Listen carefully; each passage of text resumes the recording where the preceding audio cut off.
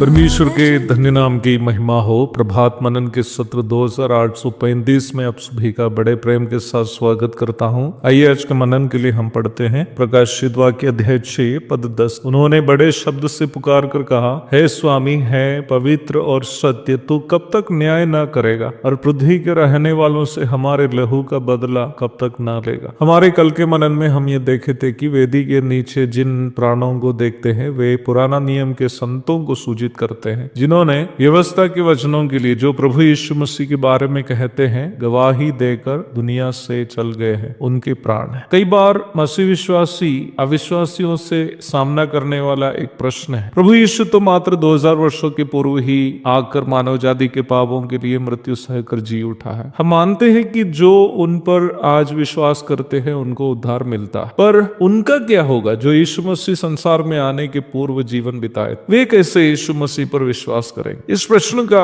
उत्तर भी हम इस भाव से प्राप्त करते हैं। आदम से लेकर अर्थात पहला मनुष्य जो पाप किया था, यीशु मसीह के आगमन तक के समय के अर्थात यीशु मसीह के प्रथम आगमन तक के समय के सभी मनुष्यों से परमेश्वर अपना उद्धार की योजना के बारे में मौखिक या लिखित रूप में अलग अलग संतों के द्वारा बातचीत करते रहा, और यीशु मसीह का आगमन होने के बाद यीशु मसीह के द्वारा भी परमेश्वर ने संसार से बातें की। इब्रानी अध्याय 1 पद 1 और 2। अर्थात जगत का उद्धार करने आने वाला उद्धारकर्ता परमेश्वर का पुत्र प्रभु यीशु मसीह की जानकारी मौखिक रूप में या लिखित रूप में प्रभु संसार में आने के पूर्व ही परमेश्वर की ओर से देते रहता था। पुराना नियम के संतों के उद्धार को सूचित करने वाली एक पद भजन 50 की 5 में हम इस प्रकार पढ़ते हैं, मेरे भक्तों को मेरे पास इकट्ठा करे जिन्होंने बलिदान चढ़ाकर मुझसे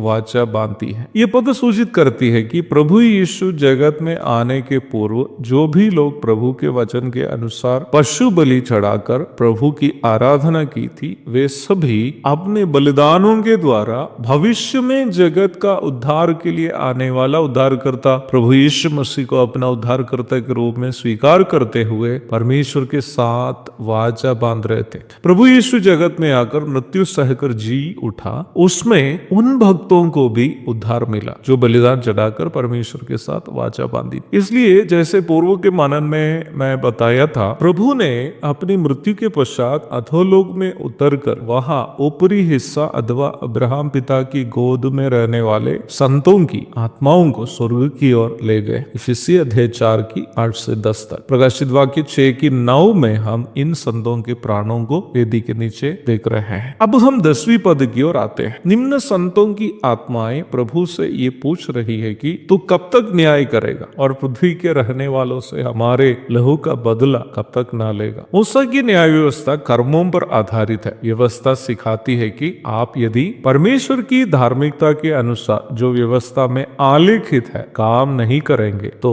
आपको उसका परिणाम भी भुगतना पड़ेगा। वेदी के नीचे दिखने वाले संतों की आत्माओं का ये प्रश्न स्पष्टता से ये साबित करता है कि वे पुराना नियम के संत है। इसका यह भी मतलब नहीं है कि वे लोग संसार के अन्य लोगों से नफरत करने के कारण उनसे पलटा लेने की मांग कर रहे हैं। अपने दुश्मनों से जो वचन का इनकार किए पलटा लेना परमेश्वर का काम है, और परमेश्वर ये अपने वचन में स्पष्ट किया हुआ भी है। व्यवस्था विवरण 32 की 35, नीति वचन 20 की 22, रोमी 12 की 19, इब्रानी 10 की 30 और 31 पढ़िएगा। तो उन मृतक तक संत परमेश्वर से बस यही पूछ रहे हैं कि परमेश्वर अपने वचन के अनुसार जगत का न्याय कब तक करने वाला है, क्योंकि वचन उन्हें ये आश्वासन दिया है कि परमेश्वर उन अधर्मियों पर जो परमेश्वर का सुसमाचार को नहीं मानते हैं अवश्य पलटा लेंगे। दूसरा थिस्सलुनीकियों अध्याय 1:6-10 तक। पुराना नियम के इन संतों की मांग को नया नियम की परिप्रेक्ष्य में देखने पर भी वो गलत नहीं होगा। ये तभी हम अपने सताने वालों को क्षमा क्यों न करता हो। परमेश्वर का वचन ये स्पष्ट करता है कि मनुष्य जो बोता है वही अवश्य काटेगा भी। गलाती 6:7। अर्थात लोगों पर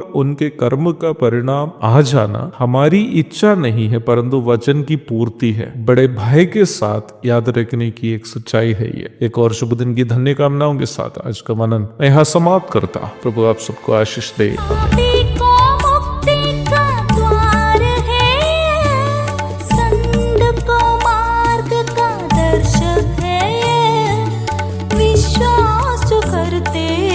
उसके लिए अनंत जीवन का साधन है ये है वचन, प्यारा वचन, यीशु मसीह का प्यारा वचन।